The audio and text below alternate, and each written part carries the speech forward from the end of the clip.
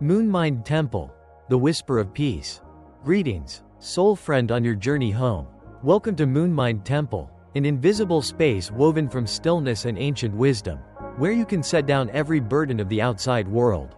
Whether you have come here because invisible burdens are weighing on your heart, because sleep has become a distant, foreign land, or simply out of a gentle curiosity for the Buddhist path, you have arrived at exactly the right moment, in exactly the right place. For the next 3 hours, we will journey together through timeless stories and simple truths that have brought comfort to millions of people across thousands of years. You don't need to believe in anything, study anything, or even try to stay awake. This is simply an invitation for you to rest, while wisdom quietly plants seeds of peace in the garden of your mind. If it feels right, take a moment to get truly comfortable. Perhaps find a soft blanket, dim your lights, and if you'd like to connect with our invisible circle of peace, share where in this beautiful world you are listening from. You are not alone. Let's begin with something that might surprise you. Buddhism isn't really a religion in the way most people think of it.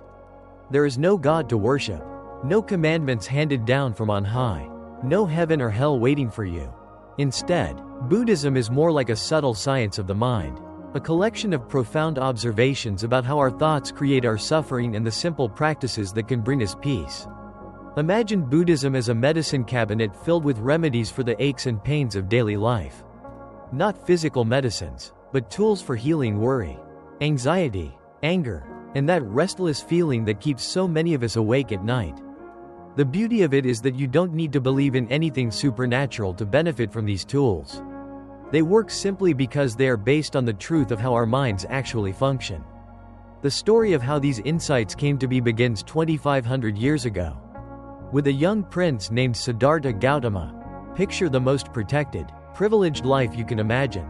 Siddhartha lived in not one, but 3 magnificent palaces, each designed for a different season. His father, King Suddhodana, loved his son so deeply that he tried to shield him from every possible source of pain or discomfort. The prince wore only the finest silks, ate the most delicious foods, and was surrounded by musicians, dancers, and poets whose only job was to keep him entertained and happy. A white parasol was held over his head wherever he walked, protecting his skin from the harsh sun or rain. Servants anticipated his every need before he even knew he had one. At 16, he married the beautiful princess Yasodhara, and they had a son together. By every measure our world uses to define success, Siddhartha had it all. And yet, something stirred within him, a quiet restlessness that all the luxury in the world could not touch. Have you ever felt this way?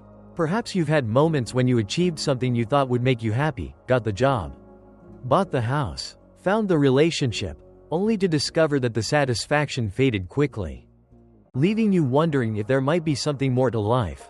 In our modern world, we create our own versions of Siddhartha's palace. We surround ourselves with entertainment, social media, shopping, busy schedules, anything to avoid sitting quietly with the uncomfortable questions that life naturally brings. But like Siddhartha, many of us discover that external achievements, no matter how impressive, cannot touch that deep yearning in our hearts. Against his father's wishes, he decided to venture beyond the palace walls to see the real world. What happened next would not only change his life but would eventually touch millions of lives across centuries. On his first journey outside the palace, Siddhartha encountered an elderly man, his back bent with age, struggling to walk. This was the prince's first glimpse of old age. His chariot driver gently explained that this was the natural fate of all human beings. On his second journey, he saw a person writhing in the pain of sickness. Again, his driver explained that illness comes to all people, regardless of wealth or status. On his third journey, he witnessed something that shook him to his core, a funeral procession. He learned that death was not something that happened to other people in other places, but the inevitable end that awaits every living being, including himself, his beloved wife, and his precious son. These sights didn't make Siddhartha depressed. Instead, they awakened in him a profound compassion and an urgent question. If everyone must face aging, sickness, and death, if everyone experiences disappointment, loss, and heartbreak, how can anyone find genuine peace and lasting happiness? On his fourth and final journey, Siddhartha encountered something that offered hope, a wandering ascetic.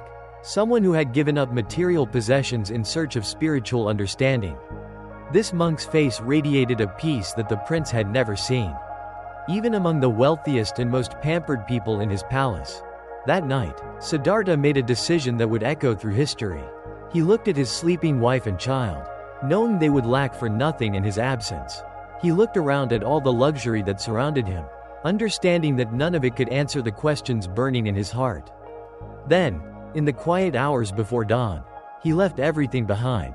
This was not a decision made from anger, disappointment, or failure. He realized that any wisdom he might gain while protected from life's challenges would be incomplete. If he wanted to find answers that could help all people find peace, he needed to understand suffering from the inside. For 6 years, Siddhartha wandered throughout India, learning from the greatest spiritual teachers of his time. He practiced such severe self-discipline that his body became skeletal. But after 6 years of this intense seeking, he realized he was no closer to the peace he sought. He understood something crucial. Just as a life of luxury had not brought him lasting happiness, a life of extreme hardship wouldn't either. The path to peace lay somewhere in the middle, in what he would later call the middle way. He found a place beside a river, under a large fig tree that would later be called the Bodhi tree, the tree of awakening. A kind woman offered him a bowl of rice milk, and for the first time in years, he accepted nourishment without guilt. His strength began to return. Then, he sat down under the tree and made a vow that would transform human understanding. He would not rise from that spot until he found the answers he sought. What happened during the night under that tree has been described in many ways. Some mystical, some psychological.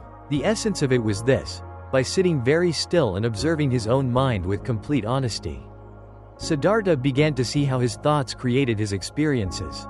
He watched as desires arose, as fears of the future and regrets of the past played out. He observed how these mental movements created suffering, and how letting them pass without resistance brought peace. Through the night, he gained insight after insight into the nature of human suffering and the path to freedom from it. He saw that much of our pain comes not from external circumstances, but from our mental reactions to those circumstances. When dawn broke, Siddhartha had become the Buddha, which simply means, the awakened one. He had awakened from the dream that happiness comes from external things and discovered the source of peace that exists within every human being. The beautiful truth that the Buddha discovered is that this cycle of mental suffering is not our natural state. Just as a glass of muddy water will become clear when you stop stirring it, your mind can find its natural peace when you learn to stop stirring it with constant worry, wanting, and resistance to what is. Tonight, as you listen to these words, you are already practicing what the Buddha discovered under that tree. You are sitting quietly, allowing your mind to rest from its usual busyness, giving yourself permission to simply be present without needing to accomplish anything or fix anything. This is the beginning of the path the Buddha walked, not a path away from life, but a path deeper into the peace that life naturally contains when we stop fighting it.